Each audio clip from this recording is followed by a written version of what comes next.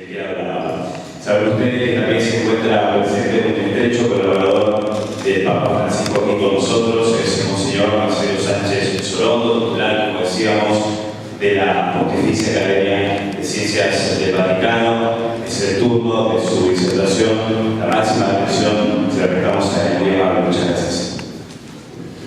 Ante todo, muchas gracias por la invitación, que estoy muy honrado de haberla recibido. Agradezco a los organizadores de la Red Nacional Antimafia, particularmente a Gustavo Vera y a los otros organizadores. Saludo a todos los presentes ante toda su excelencia, que he conocido y veo con un obispo brillante y muy santo. Me visitó en la Academia de la Ciencia de la Santa Sede, y que estoy muy contento. Saludo a los otros jueces que veo aquí y a los otros jóvenes interesados en estos temas. Yo lo que quiero expresar en poco tiempo que tengo, naturalmente, es mi admiración por el pontificado del Papa Francisco, que es el que está cambiando la historia. Tuve oportunidad de ver el encuentro del senador Sanders, uno de los candidatos, como ustedes saben, a la Casa Blanca de Estados Unidos, y el Santo Padre que lo saludó un momento porque estaba viviendo el senador Sanders en la Casa Santa Marta. Y el senador Sanders le dijo estas palabras: usted es el líder moral del mundo, está haciendo una revolución que yo quisiera modestamente aplicar en mi país, porque pone los problemas más importantes como programa de su pontificado. Es decir, el bien común, la justicia social, la persona humana, pero en forma real, que la gente le cree, porque lo vive.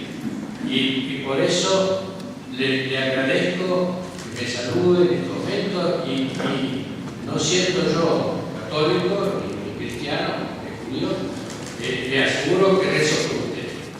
De modo que lo diga esto, un candidato a la Casa Blanca, me parece bastante significativo.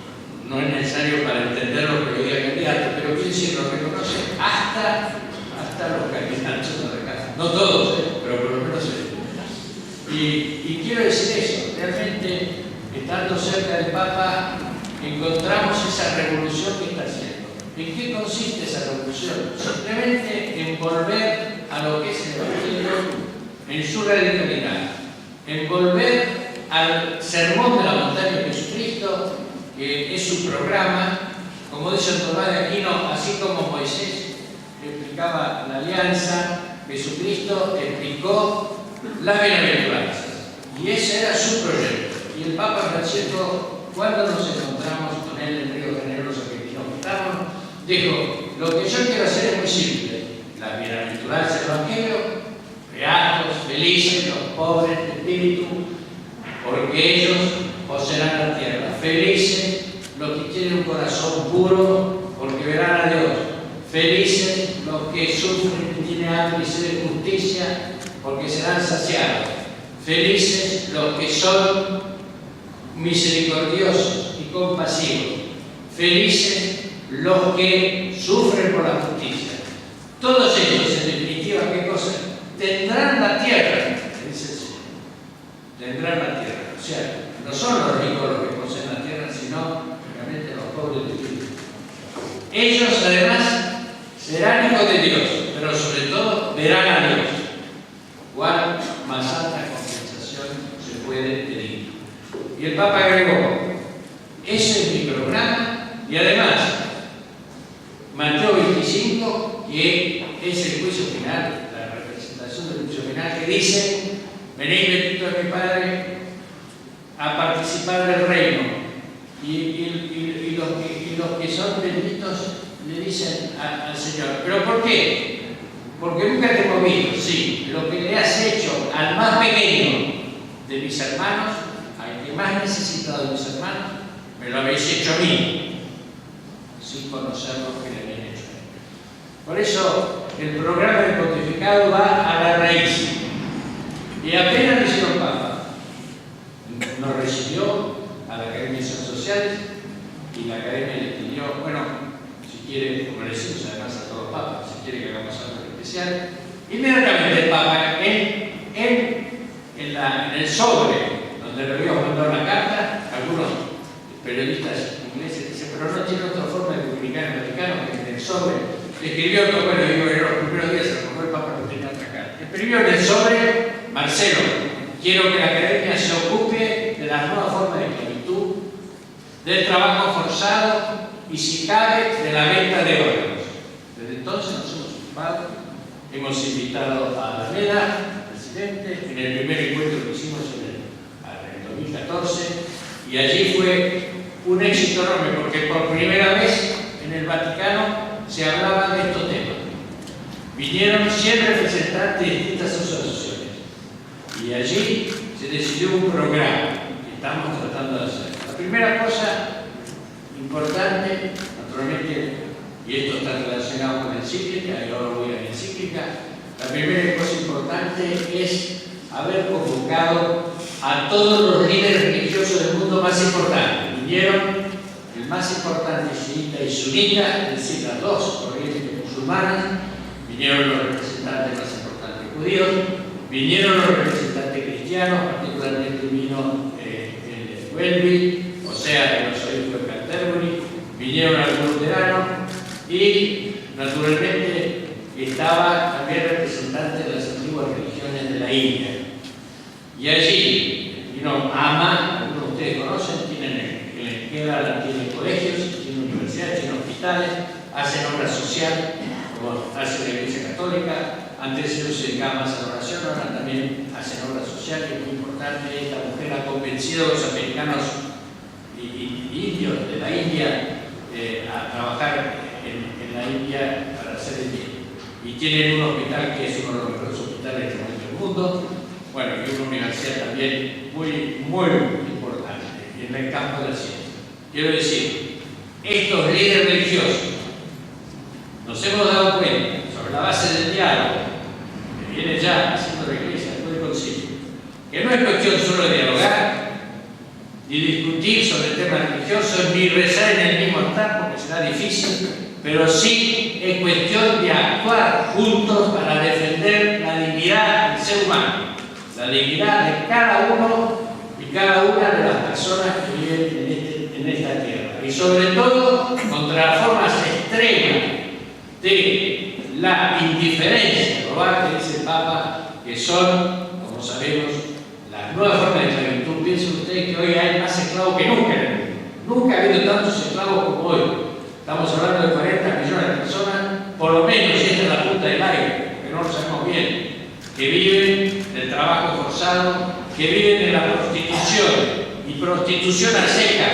No estamos diciendo prostitución minorista, que también la hay, ni de otras formas de trabajo. Decimos que la prostitución como tal es una forma de esclavitud, y esto ya lo decía el Papa Benedicto cuando recibió al embajador alemán, diciendo que esto era un grave crimen contra la humanidad. Importantísimo, naturalmente el Papa Francisco lo piensa así, y naturalmente el tráfico de órganos, y naturalmente ciertas formas de droga y de tráfico de droga. Está todo combinado.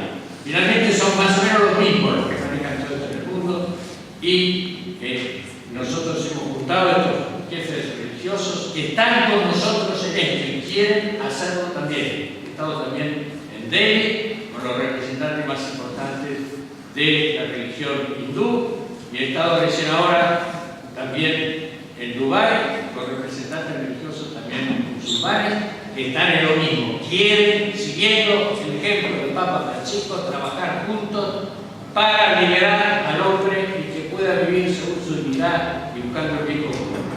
Encuentran que es realmente una situación extremadamente grave la nueva forma de esclavitud, el tráfico, la droga y lo demás. Y lo que es importante, voy al tema de la encíclica, es que este espíritu del Papa Francisco, que sigue a los otros papas, pero lo hace de una forma mucho más concreta, porque piensa que la nueva evangelización, que es el programa que siempre tuvo la Iglesia, no se trata solo de explicar el catecismo, se trata de ir a los problemas reales que tiene el ser humano en el mundo global, que son ellos. Y por eso, lo que es impresionante es que las Naciones Unidas, Ban Ki-moon, su asesor principal, Jeffrey Sachs y otros que han trabajado y están trabajando con nosotros, han aceptado este programa. Y en los nuevos fines del milenio, los nuevos objetivos del milenio, han puesto estos objetivos, naturalmente el target del objetivo 8.7, que dice que hay que erradicar todas las nuevas formas de esclavitud, de trabajo forzado de la Constitución, y sobre todo el trabajo de los niños, que no tiene que haber niños que trabajan, o que son esclavos o soldados o que fueran. Y eso, o sea que ahora no se puede decir, los países no pueden terminar los gobiernos controlados, sino que tienen un nuevo imperativo moral, que es los 193 países que constituyen las Naciones Unidas. O sea, que como el Espíritu Santo es uno solo, el mismo Espíritu Santo que está iluminando el Papa de un modo extraordinario, por suerte también está iluminando las Naciones Unidas que están en esto, junto con el Papa trabajando para esto. Y por eso es muy importante, yo diría que es un momento mágico que de alguna manera tenemos que aprovechar. Naturalmente los argentinos tenemos que estar felices de tener un Papa así, que es un honor para la Argentina, y tenemos que colaborar en la medida posible lo que fuera con él. Pero es un momento que el Papa está haciendo una revolución que está llegando por primera vez, digamos. Son las Naciones Unidas que vienen a buscarnos a nosotros. Está Francisco, claro. Viene a buscar a la academia y hemos conseguido en esta colaboración estos nuevos objetivos que son, en definitiva, paralelos, sinergéticos a lo que dice la encíclica Laudato Si. Y ahora termino diciendo dos cosas sobre la Laudato Si.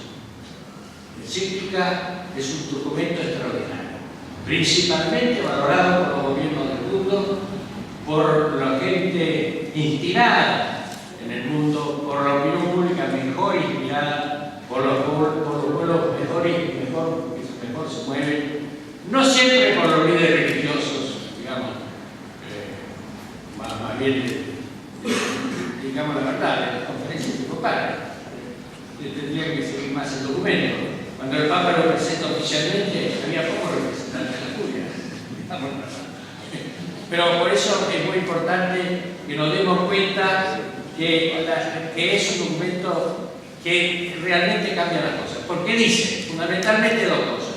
La energía que está moviendo el mundo está destruyendo el ambiente. Entonces, está suicidando a la tierra, suicidando a las personas. Hay que cambiar todo lo que sea energía que viene del material fósil, particularmente el petróleo, o en todo caso usar el petróleo, pero decarbonizándolo. Y esto trae consecuencias sociales importantísimas, porque en definitiva aumenta la pobreza y aumenta las migraciones de los animales, pero también de los seres humanos, y la migración, con la pobreza, que son el caldo de cultivo de las nuevas formas de esclavitud, de las formas extremas de indiferencia. Bueno, naturalmente nosotros conocemos muchas personas desde entonces que están trabajando en la mafia, muchas hermanas, digo una por otra, por todas, que se llaman las oponentes de la Italia, y nos dicen, por ejemplo, el caso italiano. Vienen inmigrantes, sobre todo del África, y naturalmente van a parar a los lugares para los inmigrantes y no consiguen documentos. Solo consiguen los documentos que le da la mafia. ¿Cómo obtiene la mafia documentos? No sabemos, pero es así. Y tienen permisos, naturalmente que no se los dan a las personas, sino que los retienen ellos en sí, los documentos, pero a las personas, sobre todo a las chicas, las largan a la prostitución. Y este es el esquema que pasa en todas partes. Hay poca reacción ante esto. Algunos países, como Suecia, Noruega, ahora Francia, están empezando a tener una reacción muy importante porque van no solamente contra los mafiosos, pero en forma seria. Italia en esto también ha tenido una reacción muy importante, como lo ha dicho mi predecesor, sino también que van por primera vez contra los clientes que crean el mercado y naturalmente contra los PIB o contra los cafillos, los fiocos. Y esto es muy importante, naturalmente, pero por primera vez se está empezando esta reacción. De modo que tenemos que trabajar